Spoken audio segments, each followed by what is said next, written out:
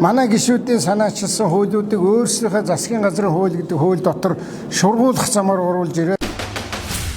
Энэ манай бүлгийн гишүүд бас их хууль санаачилдаг. Одоо цөөнхийн бүлгийн гишүүд. Тухайлах юм бол алтан гэрэл гишүүн хууль санаачилсан хөрөнгө хураах тухай хууль, зүүн усаар хөрөнгөсөн хүмүүсийн хөрөнгөний хурааг тэр хууль одоо өргөн баригдаад жил гаруй болоход хилцдэггүй.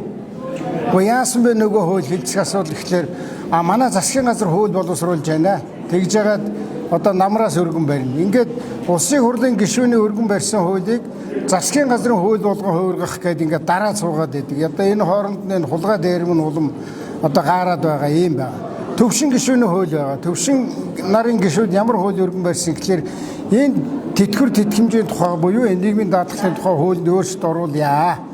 Ийм хуулийн төсөл өргөн бариад бас жил болж байна. Тэр хуулиудаас хилцэгддэггүй. Тэгээд манай гишүүдийн санаачилсан хуулиудыг өөрсдийнхөө засгийн газрын хууль гэдэг хууль дотор шургуулах замаар оруулж ирээ. Тэгээ яаралтай гормоор хилцүүлж байгаа. Ийм буруу зүйл байна шүү гэдгийг бас сэтгүүлчдэд бас хэлчихье. Наадам төхөөлээд, цагаан сар төхөөлээд, шинэ жил төхөөлээд энэ их олон хууль оруулдаг бол уулаасаа маш буруу гэдгийг хэлье.